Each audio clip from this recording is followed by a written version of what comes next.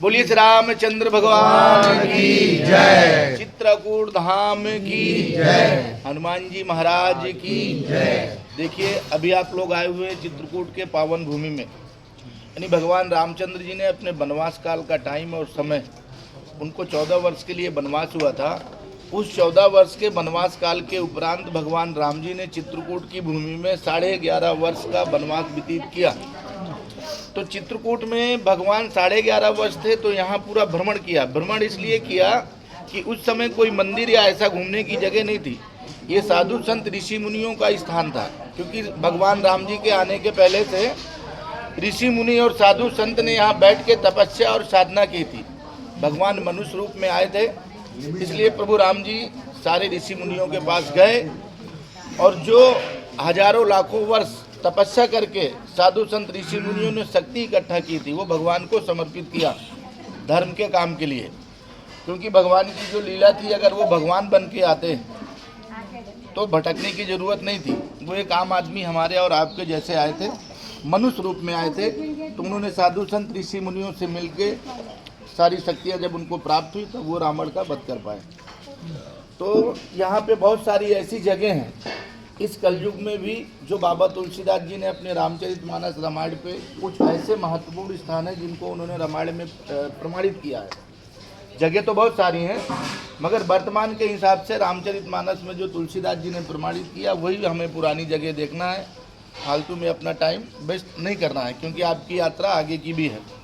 तो अभी यहाँ से हम लोग जाते हैं। सबसे पहले स्फटिक शिला, इंद्र के पुत्र जयंत ने भगवान राम जी का परीक्षा लेने के लिए कागासुर का रूप लेके गया था। तभी माता जानकी के चरणों में उसने चोंच का प्रहार किया। भगवान वहाँ उसकी एक आंख निकालते हैं। वो स्फटिक शिला देखना है जो मंदाकिनी के तट पे है, बहुत बड़ी पत्थर की शिला।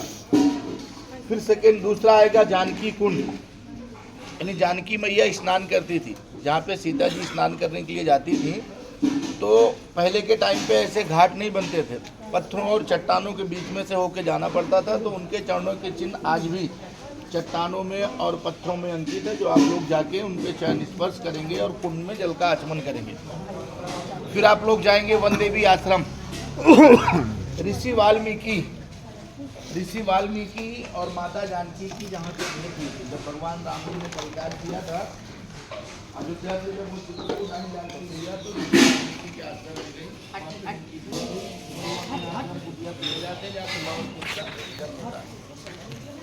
वन देवी आश्रम के बाद हनुमान धारा।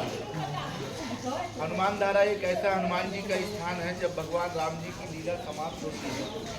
जिस कार्य के लिए वो मृत्यु में आए थे, जिस सारी लीला उनकी समाप्त हुई, वो बैकुंठ के लिए जाने लगे। प्रभु राम जी ने सोचा कि मैं बैकुंठ के लिए जा रहा हूँ, मेरी समय सीमा समाप्त है। तो सबको उन्होंने अपनी सभा में बुला के हर जगह का उन्होंने राजा ने किया, जो जिसके मन में था उनको उपहार दिया, वरदान दिया। जब हनुमान जी की बारी आई तो हनुमान जी से राम जी ने स्वयं बोले, हे हनुमान, मेरे मन और विचार में ऐसा कुछ नहीं है जो मैं तुम्हें भेंट कर सकूं, क्योंकि आप नहीं होते तो इस मृत्यु लोक की मेरी लीला संपन्न नहीं होती।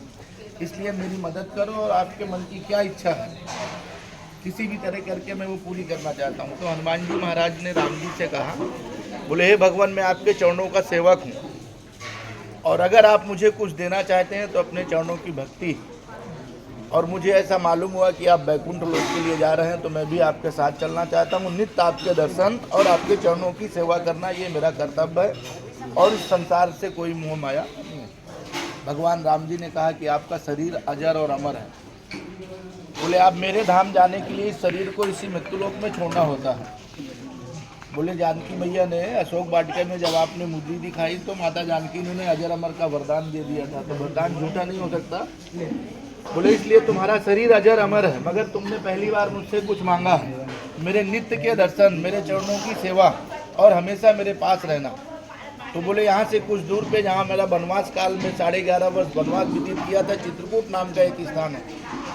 बोले, वहाँ मैं तुम्हें स्थान देता हूँ। भगवान राम जी आए, हनुमान जी महाराज को संकारसन गिरी पर्वत में स्थान दिया, और स्थान देने के बाद वो पर्वत संकारसन गिरी है, और आपके बैक साइड पे कामदगिरी पर्वत है। इधर पे देखेंगे ना, पीछे साइड पे ये कामदगिरी पर्वत, यानी यहाँ पे भगवान रहते हैं, भगवान का निवास है, और संकारसन गिरी हनुमान जी का निवास है। दोनों पर्वत आमने सामने हैं। यानी हनुमान जी नित्य 24 घंटा हर हमेशा भगवान के टच में रहते हैं, उनके दर्शन करते हैं और उनके चरणों की सेवा करते हैं। भगवान रामचंद्र जी ने भगवान राम जी से फिर एक निवेदन, मेरे मन को शांति नहीं मिल रही।